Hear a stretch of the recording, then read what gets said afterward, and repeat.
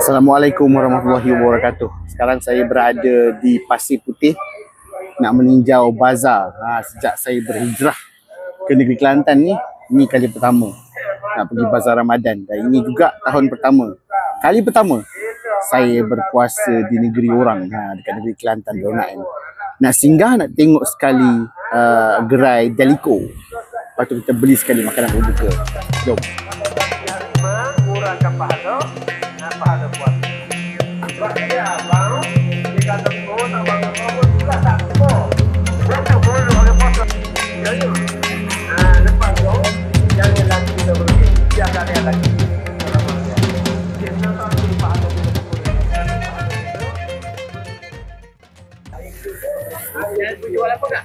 Saya jual roti john, ada roti john special lauk sambung, ada ayam dan daging.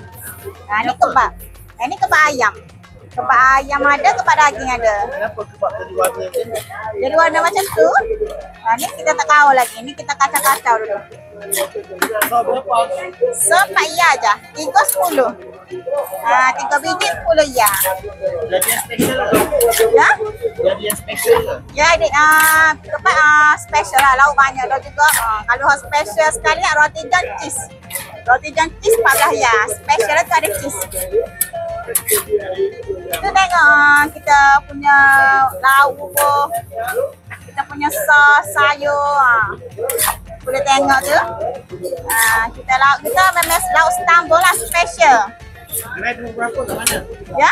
Gerai nombor berapa kat mana? Gerai nombor berapa ni? Gerai tak tahu, tak ingat nombor berapa, tapi lain nombor 1 lah. Lain nombor 1. Bazar Pasir Putih dah. Pasir Putih Kelantan.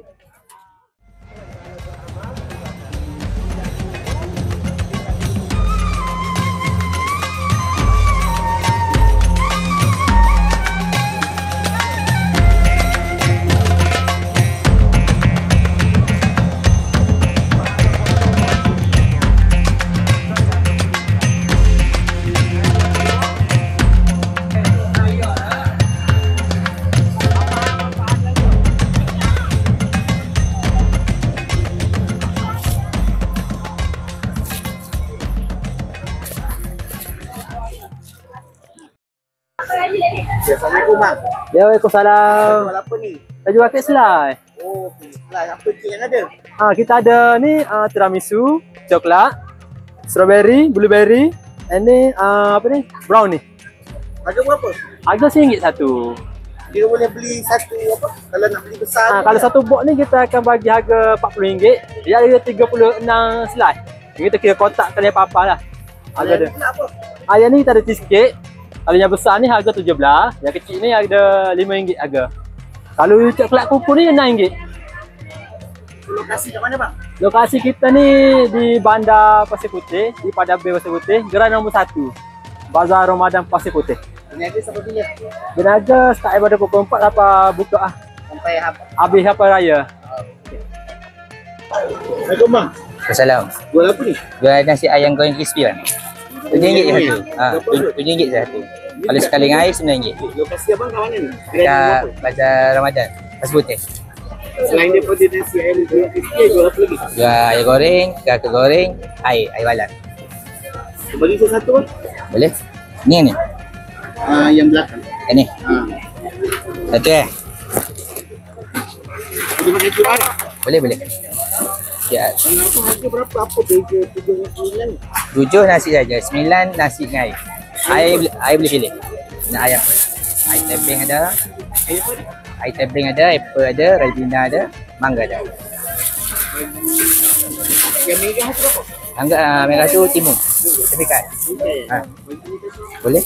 Sertifikat tu lah. Boleh, tu je.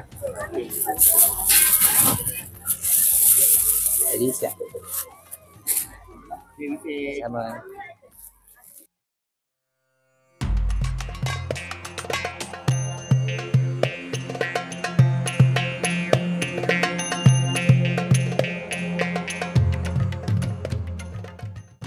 Sudah pukul 7.